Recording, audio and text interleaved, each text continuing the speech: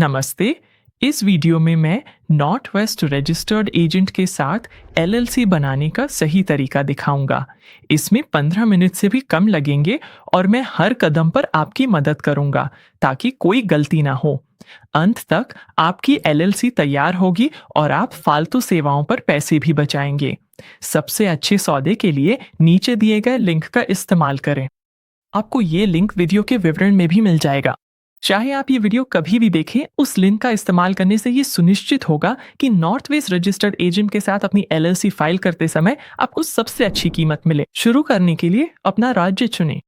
मैं पेंसिल्वेनिया चुनूंगा।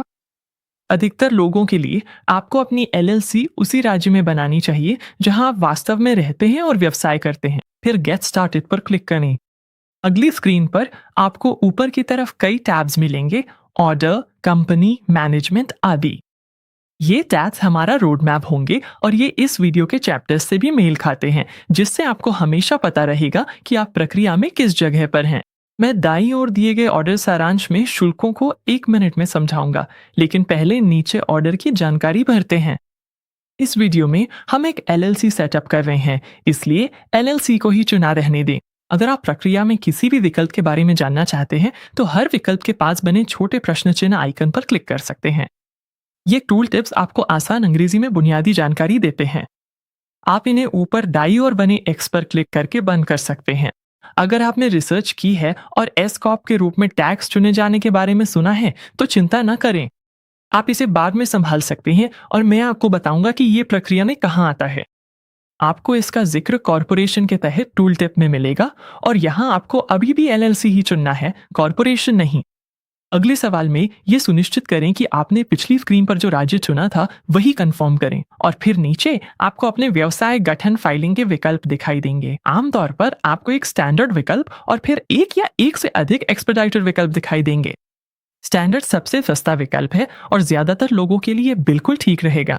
एक्सपेडाइटेड का मतलब है कि आपके कागजात जल्दी प्रोसेस होंगे, लेकिन इससे एलएलसी में कोई बदलाव नहीं आता। ये सिर्फ इस बात को बदलता है कि राज्य आपकी फाइलिंग कितनी जल्दी संभालता है और ये कीमतें राज्य पर निर्भर करती हैं। तो अगर मैं ओरेगन पे क्लिक करता हूँ तो वहाँ कोई एक्सपेडाइटेड विकल्प नहीं है, क्योंकि फाइलिंग पहले ही 1 दिन में प्रोसेस हो जाती है और ये पेंसिल्वेनिया से सस्ती भी है।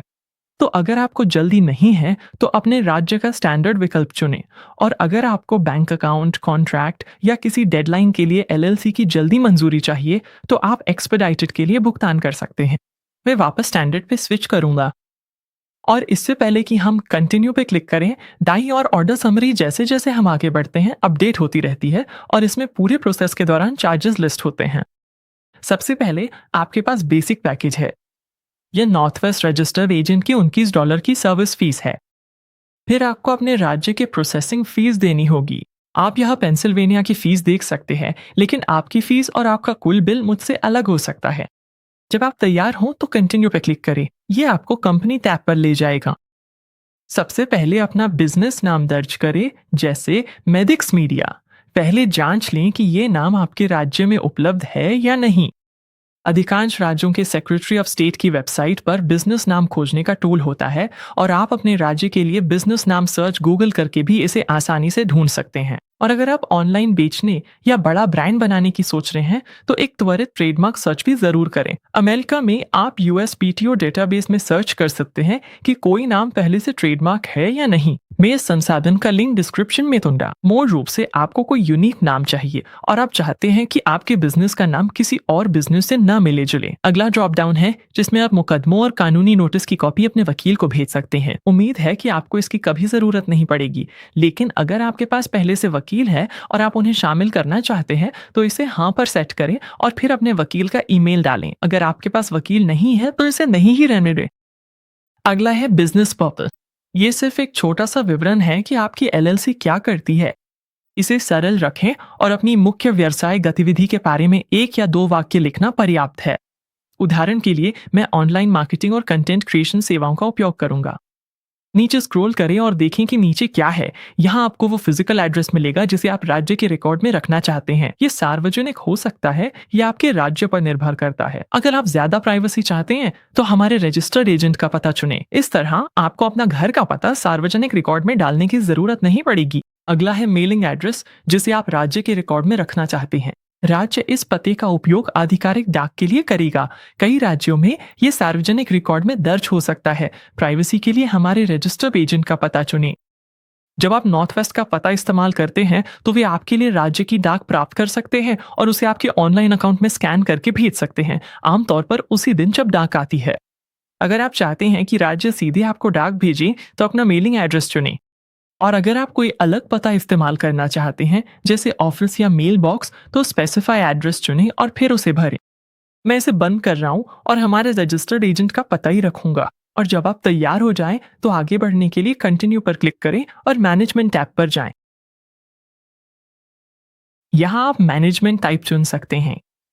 ज्यादातर लोगों के लिए मेंबर मैनेज्ड सही विकल्प है। मेंबर मैनेज्ड का मतलब है कि मालिक खुद एलएलसी चलाते हैं। अगर आप एक सोलो फाउंडर हैं या छोटी टीम है तो ये विकल्प आपके लिए सबसे उपयुक्त है। मैनेजर मैनेज्ड आमतौर पर उन परिस्थितियों के लिए होता है जहां मालिक रोजमर्रा के संचालन नहीं संभालते।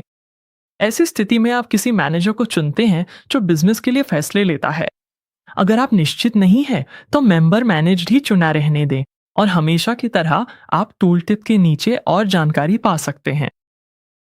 आप पहले सदस्य के विवरण दर्ज करें। ये एलएलसी का मालिक है। अगर आप एक सोलोप्रेन्योर हैं तो आपके पास केवल एक ही सदस्य होगा, इसलिए यहां अपना नाम दर्ज करें। फिर वो पता चुनिए जिसे राज्य के साथ दर्ज करना है। मैं इसे फिर से हमारे रजिस्टर्ड एजेंट के पते के रूप में ही छोड़ दूंगा। इस पते का उपयोग करना नॉर्थ वेस्ट रजिस्टर्ड एजेंट का एक फायदा है।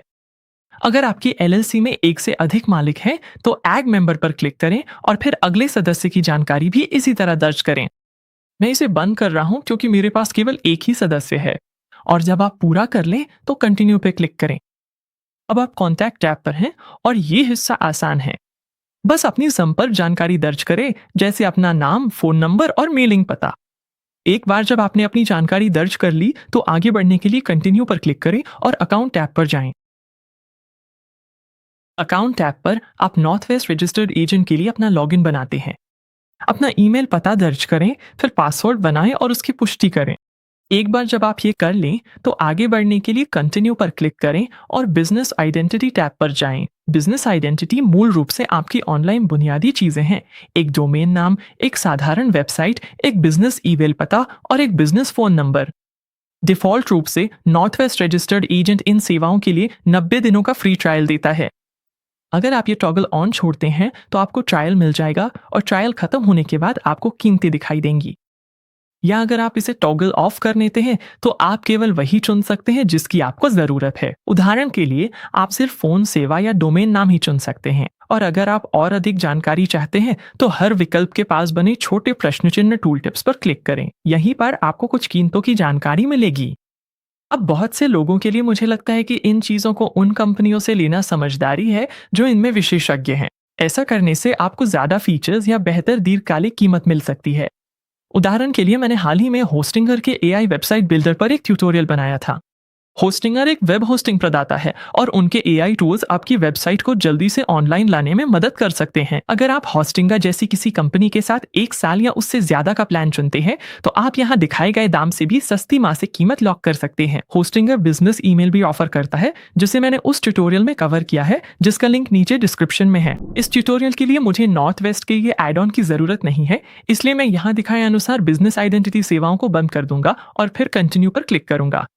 और इससे हम ऑप्शनल आइटम्स टैब पर पहुंच जाते हैं। यहीं पर आपको कुछ एड ऑन की ऑफर मिलते हैं, लेकिन मैं आपको इनके बारे में बताता हूं ताकि आप सिर्फ वही ऑन करें जिसकी आपको जरूरत है और जो नहीं चाहिए उसे छोड़कर पैसे बचा सके।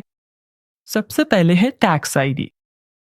ये आपका EIN है या एम्प्लॉयर आइडेंटिफिकेशन नंबर, जो आपके बिजनेस के लिए फेडरल टैक्स आईडी नंबर होता है। बहुत से लोग EIN इसलिए लेते हैं ताकि वे बिजनेस बैंक अकाउंट खोल सकें, टैक्स भर सकें या बाद में कर्मचारियों को रख सकें। अगर आप चाहें तो आप IRS से खुद ही मुफ्त में EIN ले सकते हैं। नॉर्थ वेस्ट भी आपके लिए कर सकता है और अगर आप इसे ऑन करते हैं तो ये यहाँ एड ऑन के रूप में दिखता है। अगर आपके पास पहले से सोशल सिक्योरिटी नंबर है तो इसकी कीमत $50 होगी। अगर आपके पास सोशल सिक्योरिटी नंबर नहीं है तो इसकी कीमत ज्यादा होगी क्योंकि प्रक्रिया लंबी और जटिल होती है। मैंने कई साल पहले एक मल्टी मेंबर LLC बनाई थी और मैंने खुद ही फाइल किया था और अपना EIN खुद ही लिया था।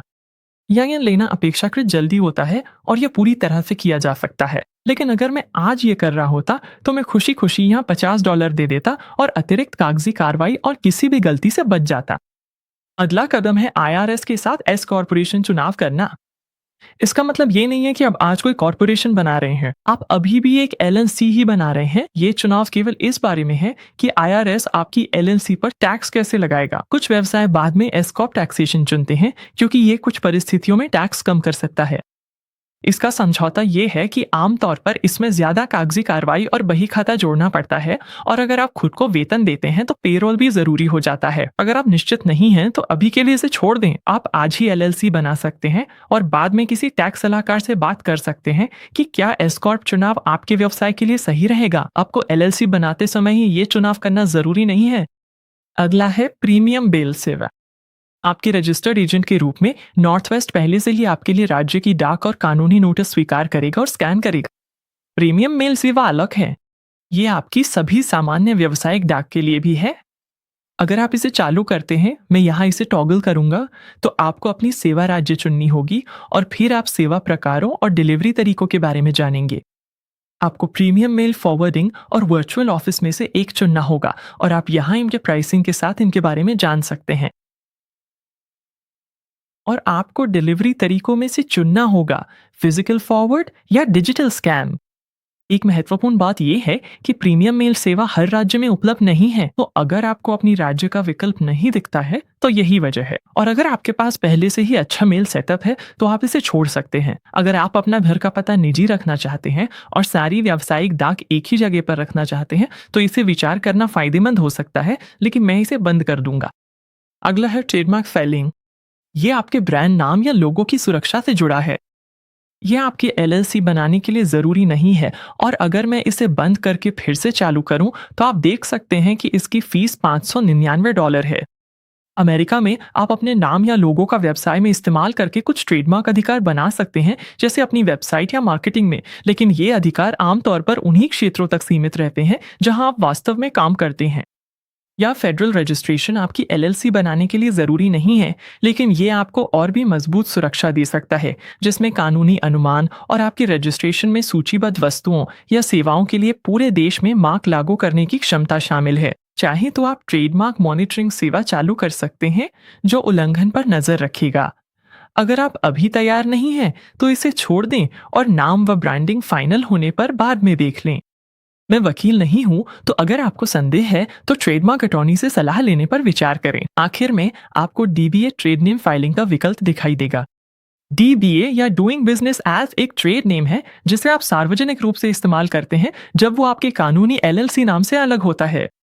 तो अगर आपका LLC नाम और आपका सार्वजनिक ब्रांड नाम एक ही है तो शायद आपको DBA की जरूरत नहीं है। अगर आप निश्चित नहीं हैं तो अभी इसे छोड़ दें और आप इसे बाद में कभी भी जोड़ सकते हैं। मैं इसे बंद कर रहा हूं, और जब आपने अपनी पसंद के कोई भी एड ऑन चुन लिए हों तो आगे बढ़ने के लिए कंटिन्यू पे क्लिक करें ताकि आप पेमेंट टैब पर जा सकें। भुगतान करने से पहले दाईं और ऑर्डर सारांश पर एक आखिरी नजर डालें। यहीं पर आप अपना बेसिक पैकेज, अपने राज्य की फीस और आपने जो भी एड ऑन चुने हैं उन्हें देख सकते हैं। हमने रिन्यूअल फाइलिंग्स के बारे में अभी तक चर्चा नहीं की है। रिन्यूअल फाइलिंग्स वे रिपोर्ट्स होती हैं जिन्हें कुछ राज्य आपकी LLC को सक्रिय और अच्छी स्थिति में बनाए रखने के लिए मांगते हैं। राज्य के अनुसार ये एक वार्षिक रिपोर्ट, द्विवार्षिक रिपोर्ट या कुछ इसी तरह की हो सकती है। ये लाइन आज 0 दिखा रही है क्योंकि नामांकन के लिए कोई अग्रिम शुल्क नहीं है। बाद में नॉर्थ वेस्ट रजिस्टर्ड एजेंट आपको पहले से सूचित करेगा, और अगर आप नामांकित रहते हैं तो वे आपके लिए फाइल करेंगे और राज्य की फीस के साथ साथ $100 की सेवा शुल्क लेंगे। अगर आप ऑटोमेटिक फाइलिंग नहीं करना चाहते हैं तो आप अपने ऑनलाइन अकाउंट में जाकर इस सेवा को भी रद्द कर सकते हैं। टैक्स ID की तरह ये सुविधा शुल्क समय बचाता है और डेडलाइन मिस नहीं होने देता। मैं इसे बंद करता हूं। भुगतान के बाद क्या होता है वाली टूल किट पर क्लिक करके लॉगिन करें ताकि आप जानकारी रिव्यू और फाइलिंग कंफर्म कर सकें। इसके बाद आप अपने अकाउंट के अंदर स्टेटस और अनुमानित पूर्णता को ट्रैक कर सकते हैं। इस वीडियो में मैं इस डेमो LLC के लिए फाइल नहीं करने जा रहा हूं, लेकिन अगर आपके कोई सवाल हैं तो मुझे जरूर बताएं। अगर आप अब तक साथ साथ देख रहे थे और अब प्रक्रिया शुरू करने के लिए तैयार है तो सुनिश्चित करें कि आप डिस्क्रिप्शन में दिए गए स्पेशल लिंक का इस्तेमाल करें। ये लिंक आपको नॉर्थ वेस्ट रजिस्टर्ड एजेंट के बेसिक पैकेज के लिए उस समय की सबसे अच्छी कीमत दिलाएगा। देखने के लिए धन्यवाद और आपके नए बिजनेस की शुरुआत के लिए बधाई।